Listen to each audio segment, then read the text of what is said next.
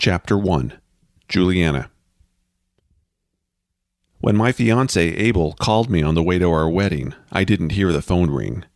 I was mesmerized by the Bountiful Temple, a large white granite building nestled in the foothills above Bountiful, Utah, a leafy, affluent suburb 10 miles north of Salt Lake City. It felt surreal that I was going to be married in this beautiful building.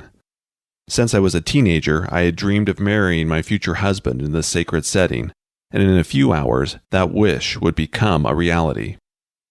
At some point, I noticed a muffled ringtone emanating from the bowels of my small duffel bag. I reached inside and dug through the makeup, hairspray, gum, and other essentials before finding it. "Who's calling?" my mom asked, turning to look at me from the front passenger seat. "It's Abel." My heart skipped a beat. Why is he calling? I checked my watch. We planned to meet at the temple in 15 minutes. Did something happen? Is he having second thoughts? Worry and concern flitted about my innards like an overactive hummingbird. "Are you going to answer it?" Mom asked, stalling my runaway thoughts. Suddenly, I realized the minivan was quiet. The excited chatter from my 3 sisters in the back row had died down. My dad glanced at me in the rearview mirror, a questioning expression on his face. I answered the phone before it went to voicemail and steeled myself for bad news. "Hey, sweetie, where you at?" Abel said. His voice was happy and excited. I let out a breath and felt the tension in my body lessen. "We're about to exit the freeway," I said. "Do you still want to get married?" "I'm still planning on it if you are," I said, the uneasy feeling returning. "That's great, because I can't wait to be your husband," Abel said. "I'm leaving our place now. I'll see you soon."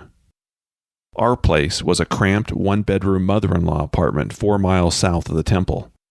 In the background, I heard the car door slam, followed by the vroom of an engine humming to life. "I love you most times eternity," Abel said.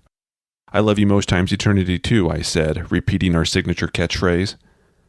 After we hung up, I exhaled a deep sigh, somehow expelling all of the tension and anxiety packed into the previous 30 seconds. "What did Abel want?" my mom said. "He asked if I still wanted to tie the knot." "Well, do you?" my dad said, a big smile on his face. "Of course I do," I said. Laughter from my parents and sisters filled the minivan. I was too nervous to join in. Instead, I leaned forward to get a better view of the temple. In the morning light, its white facade stood in stark contrast to the brown, barren mountain. I was excited to marry in the temple because Abel and I would be sealed in an eternal bond. That meant our marriage wouldn't end when we died, but would continue throughout the next life. Though an eternal marriage was the realization of a lifelong dream, there was one twist I hadn't planned on. My relationship with Abel might include his late wife Krista, who had died 15 months earlier. All morning I had pushed aside any thoughts of Krista, focusing instead on Abel and the new life we were creating together. But as we drew closer to the temple, concerns bubbled to the surface. Would Abel feel less excited being married the second time around? Would memories of Krista hang over his head as we promised to remain faithful to each other? As I stepped out of the van, I spotted Abel walking across the parking lot toward the doors. When our eyes met, a smile stretched across his face as he hurried toward me. He greeted me with a kiss, then took my duffel so I could carry my wedding dress. "You look gorgeous," he said. "Thanks," I said, feeling the heat rise to my cheeks. "You ready to do this?" Abel asked. The bird-like feeling in my stomach returned, but instead of being accompanied by worry, it was combined with sweet anticipation. I'm about to get married. I pushed thoughts of Krista firmly from my mind.